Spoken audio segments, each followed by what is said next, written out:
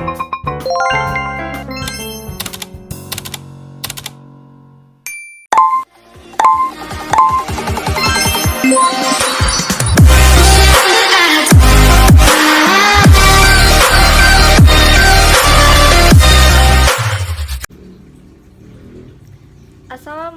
warahmatullahi wabarakatuh. Nama saya Nike Nandia Pramesti, NPM 19210100193, jurusan Hukum Keluarga Islam kelas C semester 6. Di sini saya akan menjelaskan kembali tentang materi mata kuliah Hukum Perdata Internasional dengan dosen pengampu Bapak Idrus Al-Ghifari SHMH.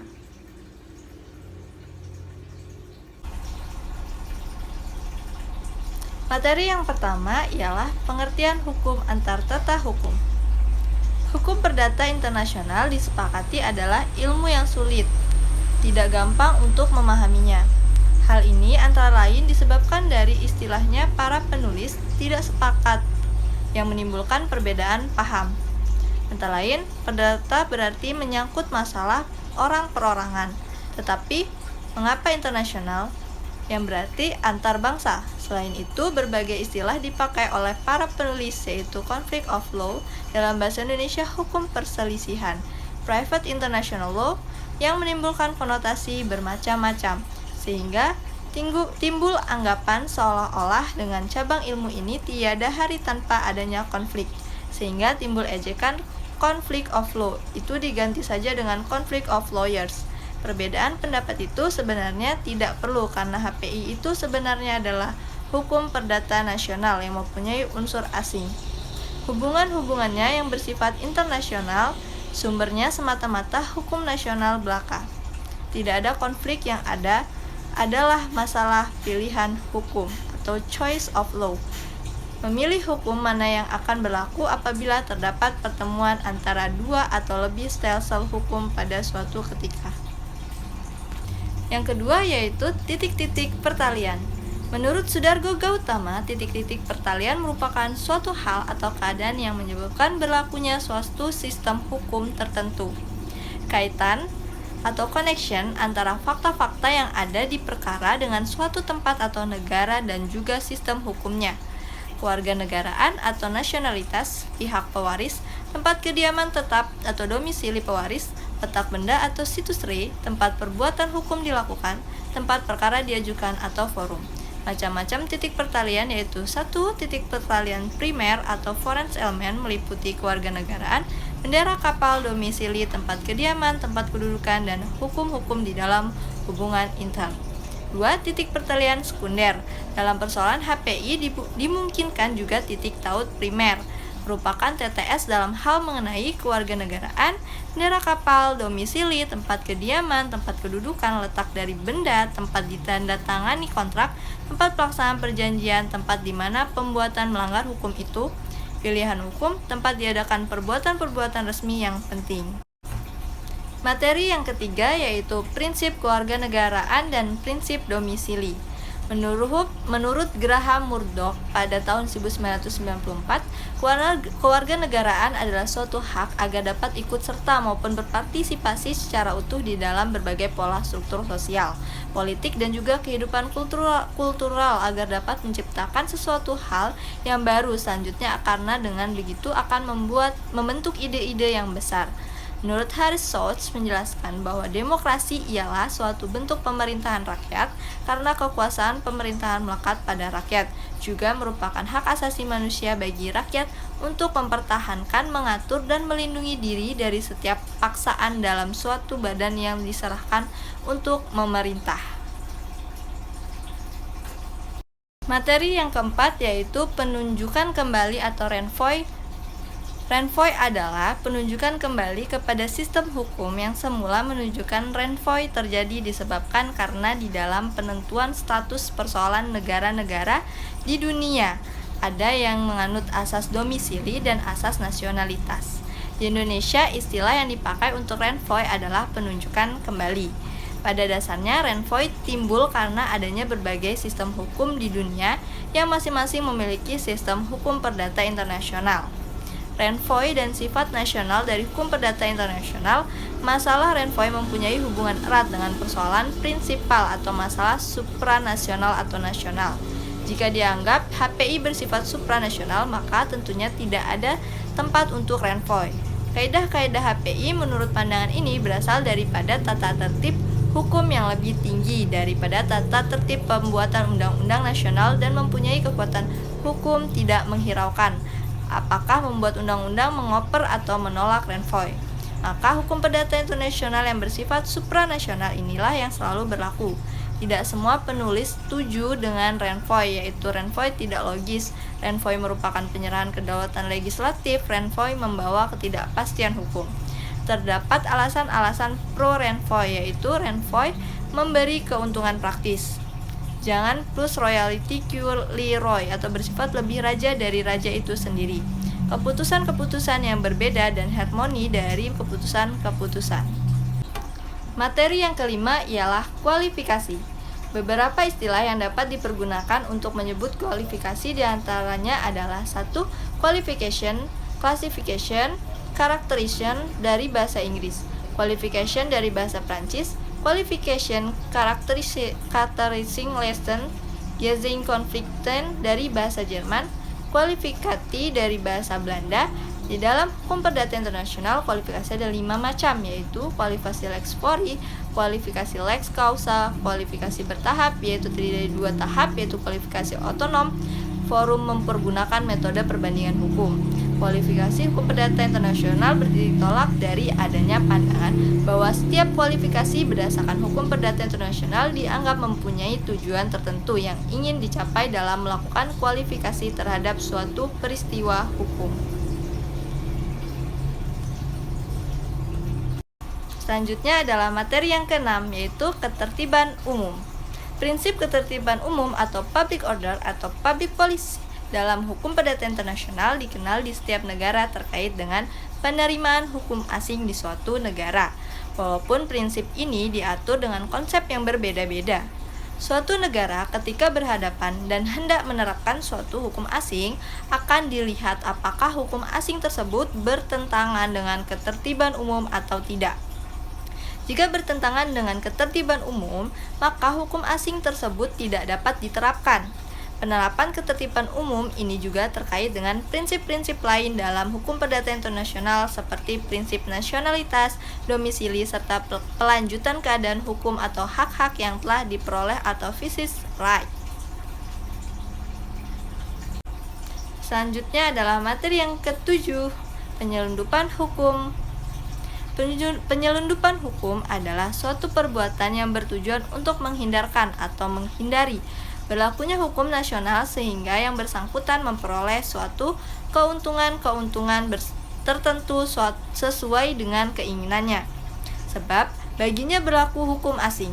Istilah penyelundupan hukum lainnya ialah Weston to the King. Dapat juga diartikan sebagai suatu perbuatan yang dilakukan di suatu negara asing dan diakui sah di negara asing itu. Akan dapat dibatalkan oleh negara forum atau tidak diakui oleh forum bila perbuatan itu dilaksanakan di negara asing yang bersangkutan dengan tujuan untuk menghindarkan diri dari aturan-aturan atau lex fori yang akan melarang perbuatan semacam itu dilaksanakan di wilayah forum. Ketertiban umum dan penyelundupan hukum mempunyai hubungan yang erat. Kedua-duanya ini bertujuan agar supaya hukum nasional dipakai dengan menyampingkan hukum asing. Hukum asing dinyatakan tidak berlaku jika dipandang sebagai penyelundupan hukum. Kedua-duanya hendak mempertahankan hukum nasional terhadap kaidah-kaidah hukum asing. Penyelundupan hukum justru bertentangan dengan hak-hak yang telah diperoleh. Karena pada penyelundupan hukum, kaidah-kaidah asing dikesampingkan dan hukum nasional dipergunakan. Materi yang kedelapan adalah pilihan hukum dalam hukum perdata internasional. Penyelesaian sengketa kontrak perdata internasional melalui pengadilan seringkali menimbulkan ketidakpuasan bagi pihak yang dikalahkan, sebab hakim dalam pengadilan harus menentukan lex causa atau hukum yang seharusnya berlaku terlebih dahulu dan terkadang lex clause-nya tidak begitu familiar bagi hakim atau bagi salah satu pihaknya. Belum lagi ada faktor-faktor non-yuridis yang banyak mempengaruhi peradilan sehingga kondisi tersebut bisa menghasilkan putusan yang kurang memuaskan. Salah satu solusi untuk mengatasi hal tersebut, para pihak dapat membuat pilihan hukum atau pilihan hukumnya atau pilihan forumnya, sehingga diharapkan dapat memperoleh putusan dalam penyelesaian sengketa yang timbul dalam kontrak perdata internasional yang memuaskan. Pilihan hukum adalah hukum yang dipilih oleh para pihak dalam kontrak sebagai alat untuk menginterpretasikan kontrak tersebut dan untuk menyelesaikan jika tidak terjadi sengketa.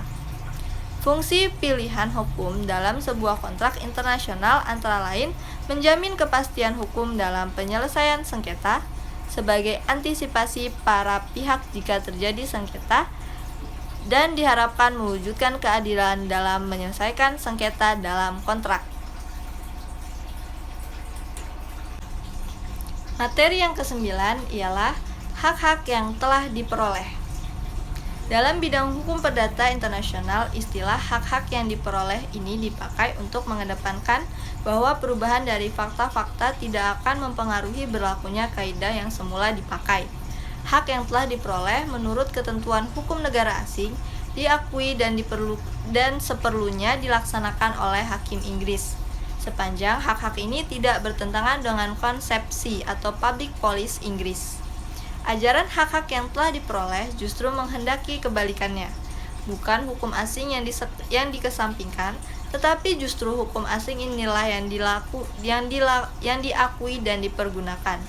Prinsip hak-hak yang telah diperoleh dapat dipergunakan untuk memperbaiki atau memperlembut pelaksanaan prinsip ketertiban hukum.